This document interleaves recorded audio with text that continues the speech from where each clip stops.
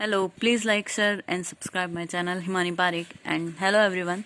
So today we discussing about the cell cycle. आपको पता है कि let's start. Cell cycle में mostly mitosis and meiosis आता है जो कि cells division के लिए. Cell cycle are important all living organism because growth of cells division जो होती है वो इसी के थ्रू होती है because इसमें DNA replication और genome replications occur होता है. सेल साइकिल जो होती है इसमें मोस्टली सेल साइकिल्स को डिवाइडेड किया गया है टू टाइप्स में. इंटरफेज जिसमें अपने G1 S और G2 आएंगे और एम फेज जिसमें prophase metaphase anaphase and telophase आएंगे. G1 फेज की बात करूं तो इसमें इंक्रीजिंग होता है ट्रांसक्रिप्शनल फैक्टर्स एंड प्रोटीन्स जो कि डीएनए रेप्लिकेशन या फर्दर कम एनर्जी प्रोडक्शंस के लिए चाहिए होती है. तो इंक्रीजिंग होता है ट्रांसक्रिप्शनल फैक्टर्स का, प्रोटीन्स का, और इसमें डिग्रेड किया जाता है जो प्री रेप्लिकेशन इनहिबिटर कॉम्प्लेक्स होता है उसको डिग्रेड कर दिया जाता है ताकि सेल्स G1 से S में जाए. In some conditions like adult in some condition cells जो होती है वो G0 स्टेज में चली जाती है. G0 स्टेज क्या होती है कि G0 स्टेज को हम also known as the quiescent stage when cells are not dividing condition जो होती है उस कंडीशन में होती है. तब सेल्स एडल्ट कंडीशन में क्या होता है मोस्टली हमारे हार्ट और नर्व सेल्स जो होती है वो डिवाइड नहीं होती. Cells are not divided and some injury cases भी होती है जिसमें सेल डेथ हो जाती है तो उस कंडीशन में भी वो सेल्स नहीं चलती. G0 स्टेज में मोस्टली यही होता है कि जो सेल्स होती है वो G1 से S फेज में जा नहीं पाती है और उनमें डिवीजन रुक जाता है. वो G1 फेज में लॉक हो जाती है तो इसे हम G0 स्टेज या क्विसेंट स्टेज के नाम से जाना जाता है. मोस्टली सेल्स जो होती है G1 से S में जाती है फिर G2 और M. इस प्रकार से एक cell cycle complete like that G1 S and G2 और फिर M. Beginning of a cell division started in M phase. पूरी भी एंड कंप्लीट होती है एक सेल साइकिल को टाइम लगता है 24 हॉर्स. एंड सेल्स ग्रोथ जो होती है ट्रांसक्रिप्शन फैक्टर इंक्रीजिंग होता है G1 में, ठीक है, और प्री रेप्लिकेशन इनिबिटर कॉम्प्लेक्स जो होता है उनका डिग्रेडेशन होता है G1 फेज में. S फेज में रेप्लिकेशन होता है और G2 फेज में जो सेल्स होती है उसके लिए माइटोसिस प्रमोटिंग फैक्टर्स का और उनका सिंथेसिस होता है.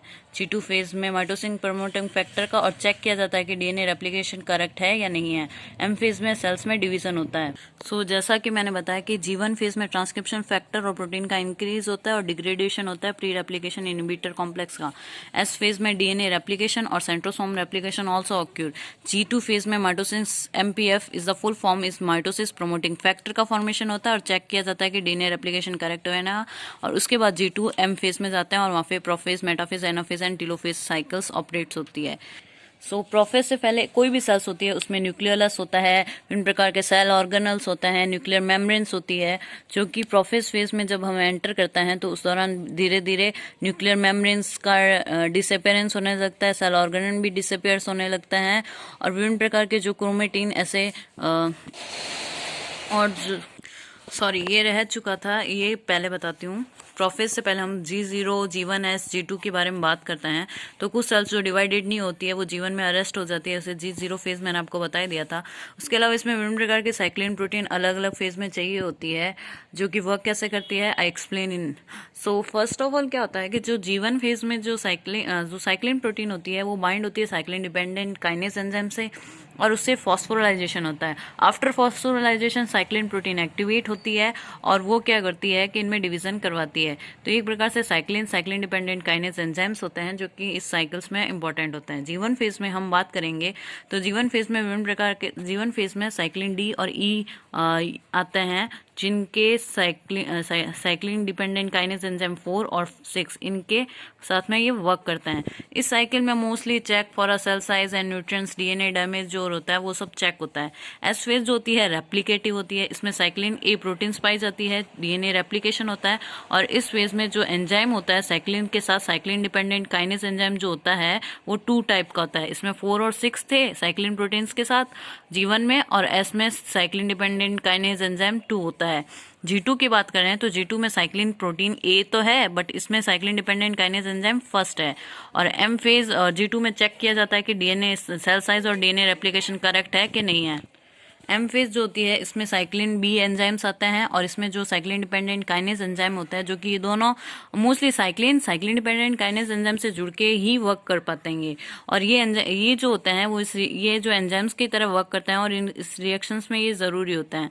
Cyclin dependent kinase enzyme first जो होता है साइक्लिन बी के साथ मिलता है और एम फेज में किया जाता है, और इसमें जो क्रोमोसोम्स का स्पिंडल से अटैचमेंट सब इसी दौरान होता है। तो मैंने आपको बताया कि जीवन फेज जो इसमें विभिन्न प्रकार के चेक पॉइंट्स भी होते हैं। In the cell cycles there are 3 check points.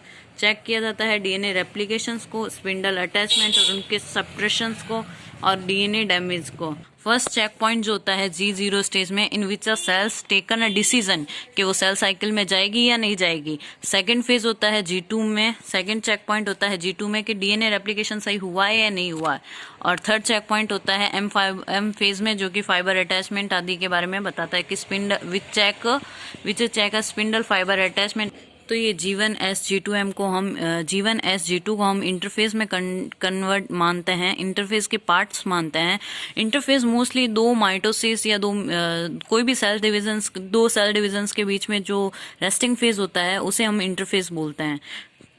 In the condition of prophase mostly chromosomes जो होते हैं ऐसे गुच्छे के रूप में डीकंडेंस्ड फॉर्म होती है इनकी, ठीक है, डीकंडेंस फॉर्म्स होती है। और विभिन्न प्रकार के जो न्यूक्लियर मेम्ब्रेन, न्यूक्लियर एनवेलप जो होते हैं वो डिसेपियर होते हैं। फिर प्री मेटाफेज आती है। इसके दौरान क्या होता है, इसमें क्रोमोसोम्स के स्पिंडल फाइबर से अटैचमेंट क्रोमोसोम्स के फॉर्मेशन होने लग जाता है। In the condition of metaphase ये सेंट्रोसोम्स होते हैं ऊपर और क्रोमोसोम्स ऐसे स्ट्रक्चर्स में फॉर्मेशन होता है। मॉर्फोलॉजिकल स्टडी या क्रोमोसोम्स की स्ट्रक्चरल स्टडी के लिए metaphase is the best stage. Microscope के अंदर, इलेक्ट्रॉन माइक्रोस्कोप्स के अंदर आपको ये स्टेजेस इन क्लियरली विजिबल होते हैं। तो metaphase is also known as the study of chromosome structures. Morphological structure of chromosome studied in metaphase is very well conditions.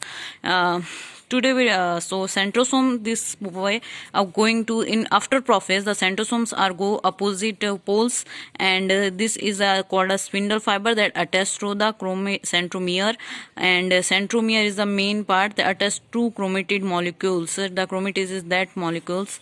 ठीक है, this is the metaphase, and after the metaphase we are going to be the